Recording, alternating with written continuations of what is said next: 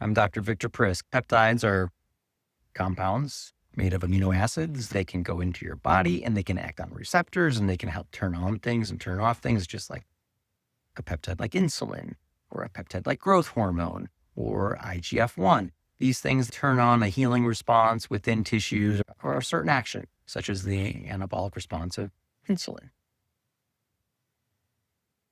There are many peptides in our bodies that stimulate different processes. One of them happens to be something called BPC 157 or these TB 500s or all these other peptides that are out there that people are selling. If you Google these things, you'll see BPC 157 come up as a vial that's $10 or another one that's $150 or a pill you can buy as a supplement or research peptide. It's not for human use, but people are expected to buy and inject them. The craziest thing that I'm seeing is people coming in and saying that I was at a doctor's office and they injected me with this and PRP at the same time, BPC 157 with PRP, and said, this is going to heal my ruptured tendon or my rotator cuff or cure my arthritis or do things that are miraculous. Oh, it came from a doctor, so it must be real. Or it came from a compounding pharmacy, so it must be real. It must be something that works. I go and watch Joe Rogan say, oh, if you're not using peptides, you're behind the ball. And he talks to these other guys and they're like, I've been doing it in my clinic for years and it's been amazing. I've had thousands of patients who've done really well with it. Anecdotal medicine, something we don't practice. Now, a lot of people say, where's the research? Why isn't the FDA approving it? It's very likely that the basic science doesn't support using it in humans in a way that could help them make money because they know that they're helping a condition that's been researched and shown to improve the healing of. They just haven't done it. It hasn't been done. And they're using that as an excuse, which makes no sense. There's no human studies that have shown anything in the musculoskeletal system to actually heal. A little bit that's there, it's not enough to prove safety or true efficacy. Those studies aren't even good studies. They're not studies that are going to make it into major journals.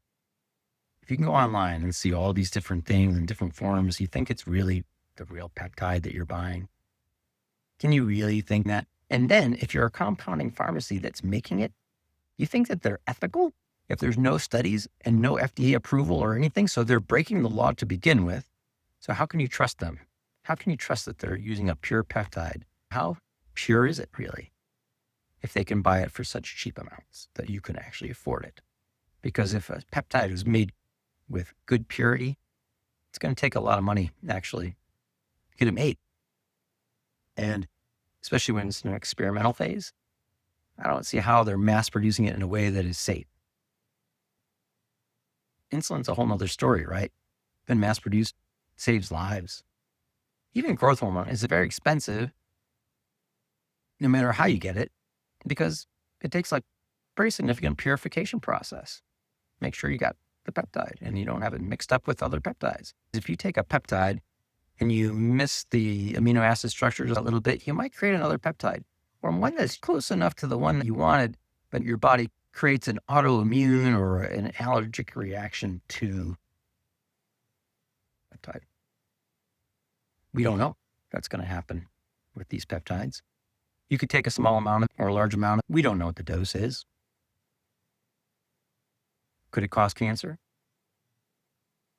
BPC has been shown to activate the faxillin pathway in the body, which is also very important in making cells become metastatic in cancers. Maybe we shouldn't be injecting in places that we don't know what it's going to do, especially if there's a cancer nearby. You want to make it metastatic? That's the number one cause of cancer deaths. Metastatic disease. Go to a doctor and they say, I'm going to give you PRP, but we're going to combine BPC 157. You just assume that it's safe and healthy and was the right thing to do because a doctor told me to do it. If this has happened to you, you need to go back to that doctor, write them a letter, have your attorney write them a letter, and you need to say, you put me at risk for cancer. You put me at risk for who knows what. You don't know. There's been no safety studies. You could sue them. You can give them a demand letter that you want your money back. You can report them to your local authorities for having caused harm, acted as though you are a subject in an experiment that you aren't aware you are part of. Completely unethical. People who are on Joe Rogan and Joe Rogan himself were being experimented on. And the people that he goes out and says, you need to use this stuff or you're not doing everything you can. Shame on you, Joe Rogan. That's terrible. So unsafe, so unethical. Please, people. I know you're desperate for pain relief. Use your body's ability to heal. Doing the physical therapy. Changing the way you train. Work on posture and doing different things that we know work. If you have severe arthritis, I'm sorry. I do too. I know what it's like. You can't just make it disappear. You can do total joint replacements. You can do things that are the biologics, the PRP. Do cortisone. I know it's not great doing cortisone, but sometimes it just helps relieve the pain. We can't keep preying on innocent individuals who just want some relief just because you want to make money. Shame on you, Joe Rogan. Shame on you, doctor up north, giving people this stuff.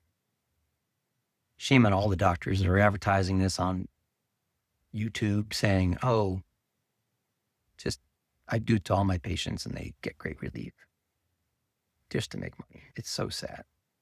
Please, people, haven't awakened.